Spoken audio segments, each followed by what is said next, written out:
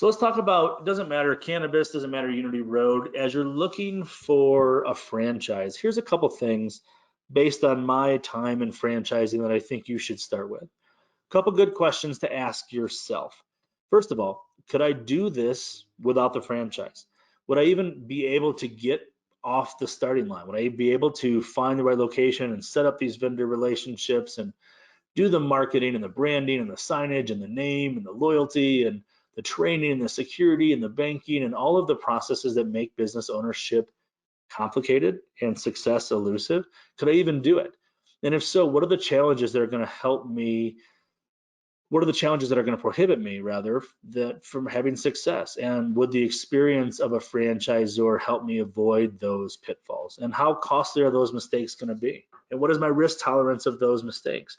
If you've got money to burn and money to throw at mistakes, then perhaps franchising is not for you. But if there's an easier way, I've used recipe and roadmap, those are kind of my two go-to analogies. But if there's an easier way, what is your risk tolerance of the cost associated with making those mistakes? And do you know what it takes to even get started? It's really, business ownership is sexy. It's a dream for a lot of people, although it's a dream that's rarely executed by most. And the reality is, it's nice to say, I'm going to open a shop, whatever that means, dispensary, coffee, gym, taxes, doesn't matter what it is. That's an easy comment. I'm going to do this. But where do you start? How do you even begin to get licenses? How do you name it? How do you develop a brand and a presence and a staff and a customer experience that can set you apart from your competition? Could you set up those vendors that we talked about? And would those vendors give you the time of day being a single or even a multiple unit shop when they could be working with a concept where they know there's a far higher likelihood of success and longevity and multiple units? That's a good thing for a vendor. If you have answered maybe no to some of these questions, perhaps you want to entertain a franchise. Here's a couple questions that I would start with a franchisor.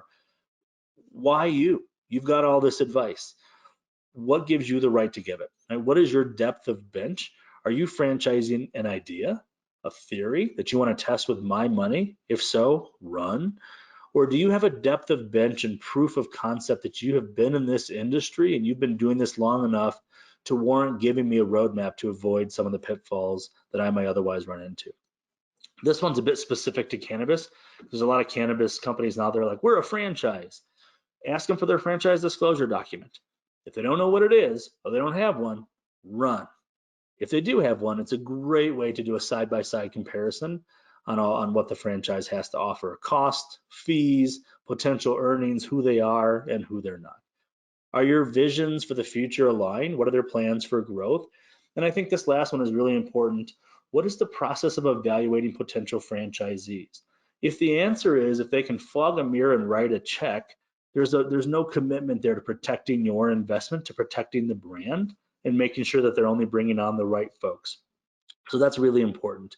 How do you vet potential franchisees, just like we're going to vet you as a franchisor?